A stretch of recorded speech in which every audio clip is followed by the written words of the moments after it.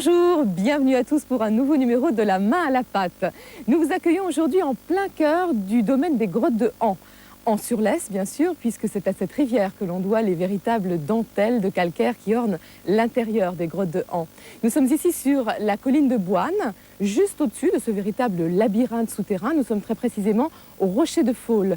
Le panorama est magnifique, vous le voyez. Vous apercevez juste derrière moi l'ancien lit qu'empruntait la Lesse avant de s'engouffrer sous la colline. Et puis, cette vue vous donne également un petit aperçu de l'immensité du domaine, 250 hectares. Un domaine qui inclut également une vaste réserve d'animaux sauvages qui vivent ici, pour la plupart en toute liberté.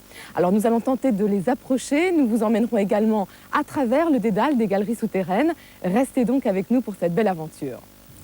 Au sommaire, aujourd'hui également, différents reportages, notamment sur le dopage des animaux. Existe-t-il des substances qui peuvent améliorer leurs conditions physiques ?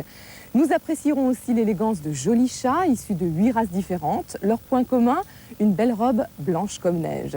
Et puis nous irons enfin en Lorraine pour découvrir l'histoire des petits singes de Saint-Julien-les-Messes, où une colonie de macaques qui s'est échappée d'un zoo s'est parfaitement réadaptée à la vie en pleine liberté. Voilà, n'oubliez pas non plus que toutes ces informations, vous pouvez les retrouver sur notre télétexte, page 200.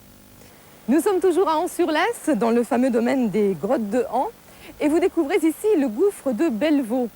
C'est à cet endroit que la rivière, la Lesse, s'enfonce dans le sol calcaire du massif de Boine. Elle plonge alors sous la colline par un siphon qui est profond de 50 mètres et qui, lui, va déboucher sur les grottes et les galeries souterraines. Alors, il faut savoir qu'il y a maintenant plus de 100 000 ans que la rivière a choisi ce chemin à travers la colline, alors qu'avant, elle la contournait. Elle retrouve de temps à autre son ancien lit. Tout de même, ça se passe généralement lors des grandes crues en hiver, mais uniquement quand le débit de la Lesse dépasse 25 000 litres à la seconde.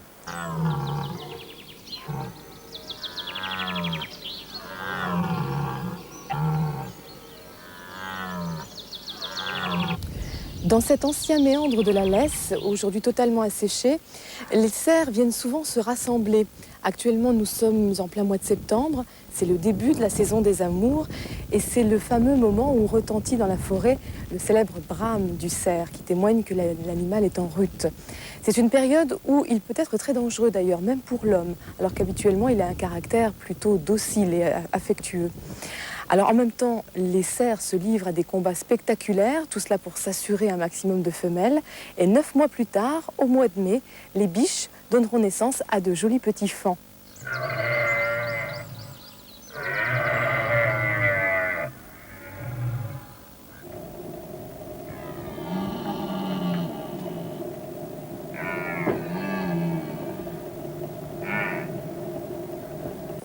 Ça y est, nous voici enfin à l'intérieur des grottes de Han, dans un décor qui, vous l'avouerez, est digne des plus belles cathédrales.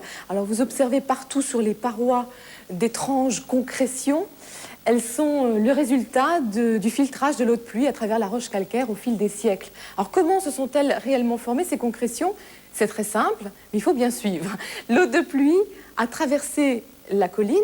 Quand elle a traversé l'humus, elle s'est chargée en gaz carbonique, puis à travers la roche, elle s'est chargée en calcaire dissous. Ensuite, les petites gouttes de pluie sont arrivées dans la caverne et en s'évaporant, elles ont provoqué une réaction chimique qui a transformé le calcaire dissous en calcite ou carbonate de calcium qui s'est accumulé au fil du temps en formant, tombant de la voûte, des stalactites. Et lorsque la petite goutte de pluie tombait à terre, elles ont formé des stalagmites. Lorsque les deux se rejoignent, ça donne naissance à une colonne. Et regardez, celle-ci est vraiment spectaculaire.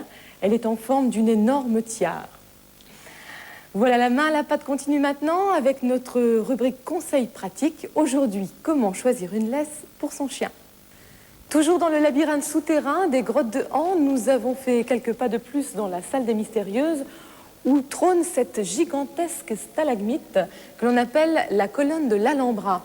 Alors pour vous donner une petite idée du temps qu'il a fallu pour qu'elle se forme, sachez qu'en général les concrétions augmentent en volume et en longueur d'environ 4 à 5 cm en moyenne par siècle.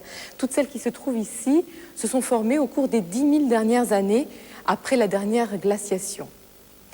Une histoire insolite à présent. On dit toujours que les animaux qui vivent en zoo seraient tout à fait incapables de survivre et de s'adapter à nouveau à leur milieu naturel, et qui plus est, loin de leur pays d'origine. Et bien pourtant, il existe parfois quelques rares exceptions, comme en témoigne ce reportage qui a été réalisé dans l'est de la France, dans une petite commune qui s'appelle Saint-Julien-les-Metz. De cet épais rideau de feuillage à la lisière d'une forêt lorraine, on ne s'attend pas à voir surgir autre chose qu'un écureuil ou une corneille. Pourtant, c'est bien un petit singe qui vient d'émerger de la végétation. Un macaque rhésus originaire de lointaines contrées d'Asie. Ses congénères ne tardent pas à le rejoindre, ils ont tous répondu à l'appel d'Ernest. Viens, Mini. Viens, singe, viens, gosse de singe, viens. Le gosse de singe, il est là. Viens, gros bêtard.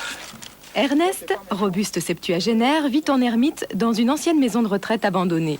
C'est grâce à lui si les petits singes ont survécu et se sont reproduits en toute liberté dans la sapinière après s'être échappés d'un zoo il y a près de 30 ans. Chaque jour, il les nourrit, festin de bananes, de gâteaux secs, tout cela avec la complicité d'un grossiste en fruits et d'un pâtissier lorrain.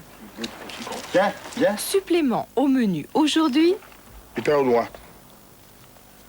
Ils aiment ça? Ah oui, vous allez voir, je vais lui donner celui-là, là.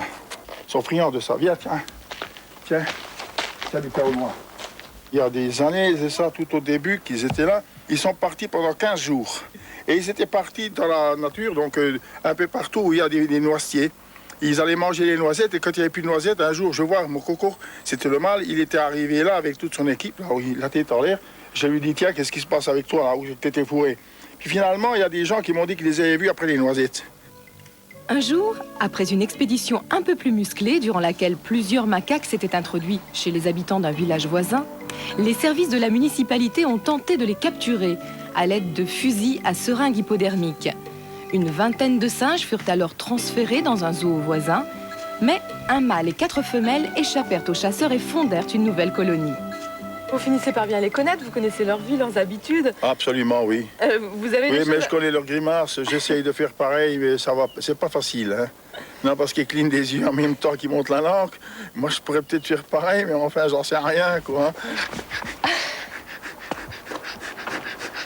Elle se fâche.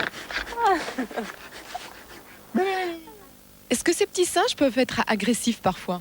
Non. Ils se défendent uniquement, hein. C'est par peur qu'ils deviendraient agressifs, c'est uniquement pour se défendre. Vous cherchez de la nourriture chez des habitants? S'ils n'auraient rien, oui. Ils chercheraient certainement à trouver de la nourriture.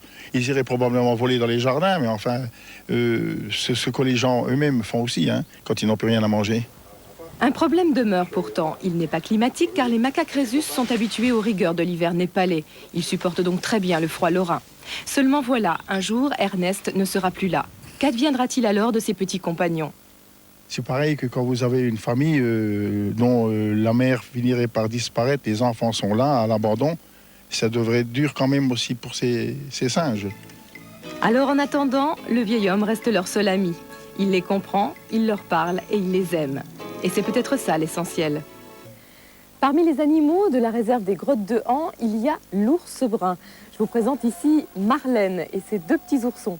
Alors, très loin de l'image traditionnelle du nounours en peluche, il faut savoir que cet animal est tout de même très impressionnant. Il peut mesurer jusqu'à 2 mètres de haut lorsqu'il est debout et son poids peut avoisiner les 300 kilos.